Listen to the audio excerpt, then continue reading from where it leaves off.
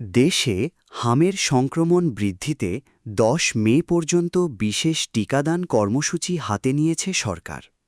জনস্বাস্থ্য বিশেষজ্ঞরা বলছেন, নিয়মিত টিকা না দেওয়া এবং দীর্ঘ সময় বড় কোনো ক্যাম্পেইন না হওয়ায় শিশুদের মধ্যে তৈরি হয়েছে ইমিউনিটি গ্যাপ। সর্বশেষ ২০২০ সালে বড় ক্যাম্পেইন হলেও প্রশাসনিক জটিলতায় ঝুলেছিল পরবর্তী কার্যক্রম। ফলে টিকার কাভারেজ ৯৫% থেকে নেমে এসেছে মাত্র 59%-এ। টেন্ডার জটিলতায় মাঠ পর্যায়ে টিকার ঘাটতি এবং দুর্নীতির অভিযোগ তুলেছে সাধারণ জনগণ, অন্তর্বর্তী সরকার ও তার স্বাস্থ্য উপদেষ্টার বিরুদ্ধে। তবে সংক্রমণ নিয়ন্ত্রণে আনতে বর্তমান সরকার জনসচেতনতা বৃদ্ধি ও নিয়মিত টিকা প্রদানে কাজ করে যাচ্ছে।